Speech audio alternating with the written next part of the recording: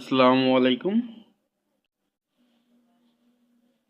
এই ভিডিওটি যদি এসএসসি 2025 অথবা সামনে যারা ক্লাস 9 অথবা ক্লাস 10 এ পড়বা, তোমরা যদি দেখে থাকো অবশ্যই ভিডিওটি স্কিপ করবে না। আজকে আমরা আলোচনা করব পদার্থবিজ্ঞান। তোমাদের যে বইটি হবে বা বইটি আছে সেই বইটি 2 নাম্বার অধ্যায় গতি অধ্যায়ের আমরা প্রয়োজনীয় সূত্র, এই সূত্রগুলো তুমি যদি না জানো তাহলে পদার্থের যে গাণিতিক আছে, পদার্থের যে ম্যাথ আছে কখনো করা সম্ভব না। সো ভিডিওটি স্কিপ না করে শুরু থেকে শেষ পর্যন্ত দেখতে থাকো ধারাবাহিকভাবে, আর ভিডিওটি তোমার বন্ধু বান্ধবদের মাঝে শেয়ার করে দাও। আমরা দেখবো আজকে পদার্থবিজ্ঞানের প্রয়োজনীয় সূত্র দ্রুতিকে আমরা ভি দ্বারা প্রকাশ করি, তাহলে ভি ইকুয়াল ডি ডিভাইডেড টি। তাহলে দূরত্ব ভাগ কি সময়। আমি এখানে লিখে রাখছি বেগকে ভি দ্বারা প্রকাশ করা হয়। ভি ইকুয়াল এস ভাগ হচ্ছে টি, এস তে সরণ, টি তে সময়, তাহলে সময় ভাগ সরণ ভাগ সময়। ত্বরণ হচ্ছে এ, ত্বরণকে এ দ্বারা প্রকাশ করা হয়। এ ইকুয়াল ভি মাইনাস ইউ ভাগ টি। ভি ইকুয়াল ইউ প্লাস এ টি। এখানে দেখো বেগকে কি দ্বারা প্রকাশ করা হয়, ভি দ্বারা, দূরত্বকে ডি দ্বারা, সময়কে টি দ্বারা, ত্বরণকে এ দ্বারা, এবং আদিবেগকে ইউ দ্বারা, সরণকে এস দ্বারা।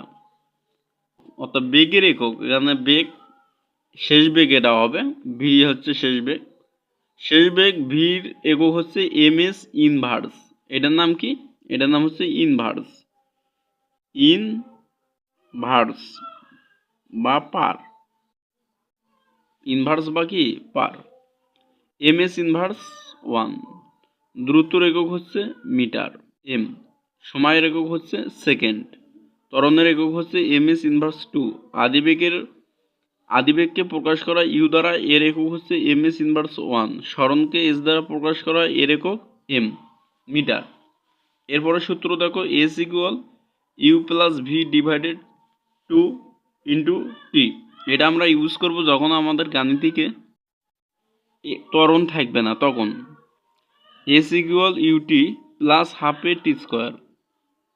এরপর আমরা দেখব আমাদের পরন্ত বস্তু, নিক্ষিপ্ত বা পরন্ত বস্তুর যে সূত্রগুলো। একই সূত্র, শুধুমাত্র পরন্ত বস্তু, কোনো একটা বস্তু উপর থেকে যদি নিচে পড়ে যায়,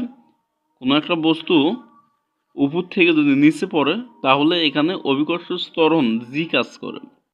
আর যদি কোনো একটা বস্তু ভূমি থেকে উপরের দিকে যদি নিক্ষেপ করা হয়, তাহলে এখানে অভিকর্ষ বল যে আছে জি, এই জির বিরুদ্ধে কাজ করলো, তখন সূত্র আমাদের কি হবে? শুধুমাত্র মাইনাস হবে।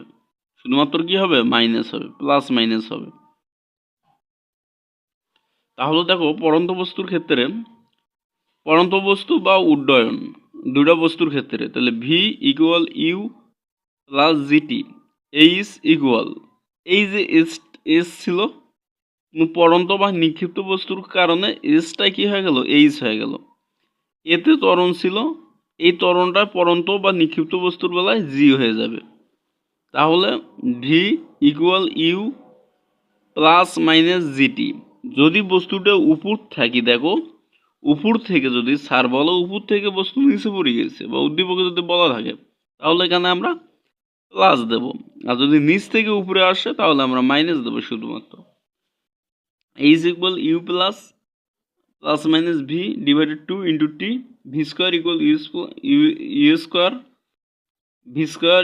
You square plus minus 2gh। এখানে দেখো বলে দিছি যে অভিকর্ষ ত্বরণ হচ্ছে জি, আর জির এককটা কি? ত্বরণের এককে এম এস ইনভার্স 2। এখন দেখো উলম্ব দিকে বস্তুর অতিক্রান্ত দূরত্ব এইচ, এর একক হচ্ছে মিটার। আজকের ভিডিওটি এই পর্যন্ত। যদি ভালো লেগে থাকে অবশ্যই ভিডিওটিতে একটি লাইক দিয়ে, আর যদি চ্যানেলে নতুন হয়ে থাকো অবশ্যই চ্যানেলটি সাবস্ক্রাইব করে দেবা, আর ভিডিওটি তোমার বন্ধু বান্ধবদের কাছে শেয়ার করে দেবা, দ্রুত ছড়িয়ে দেবা।